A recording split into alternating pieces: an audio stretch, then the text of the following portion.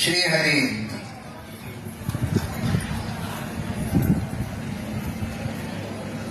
ಯಾವುದಾದರೊಂದು ದೇವರ ನಾಮದ ವಿವರಣೆಯನ್ನ ತಿಳಿದು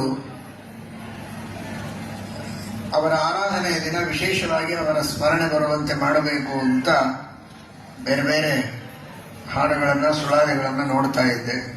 ಕೊನೆಗೆ ಅನಿಸ್ತು ಬೇರೆ ಯಾವುದು ಬೇಡ, ರಾಮಚಂದ್ರಾಚಾರ್ಯ ಏನು ಹೇಳ್ತಾರೋ ಅದೇ ಹಾಡು.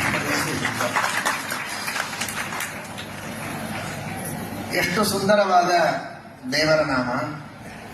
ಸದಾ ಎನ್ನ ಹೃದಯದಲ್ಲಿ ವಾಸ ಮಾಡೋ ಶ್ರೀಹರಿ ಅಂತ. ವಿಜಯದಾಸರು ದೇವರ ಗುರುಗಳ ಒಂದು ವಿಶೇಷವಾದ ಅನುಗ್ರಹದಿಂದ ಆ ಎಲ್ಲ ದಾಸ ಪರಂಪರೆ, ಪುರಂದರದಾಸರು, ಅವರಿಗೆ ಗುರುಗಳಾದ ವ್ಯಾಸರಾಜರು, ಅವರಿಗೆ ಗುರುಗಳಾದ ಶ್ರೀಪಾದರಾಜರು, ಆ ಎಲ್ಲ ಪರಂಪರೆಯ ಗುರುಗಳ ಒಂದು ವಿಶೇಷ ಅನುಗ್ರಹದಿಂದ ಹೃದಯದಲ್ಲಿ ಭಗವಂತನನ್ನ ಧಾರಣೆ ಮಾಡಿಕೊಂಡವರೇ ಅವರು. ದೇವರ ಧ್ಯಾನವನ್ನ ಮಾಡುತ್ತಾನೆ ಈ ಎಲ್ಲ ಹಾಡುಗಳನ್ನು ಅಷ್ಟು ಭಕ್ತಿಯಿಂದ ಮಾಡಿದವರು.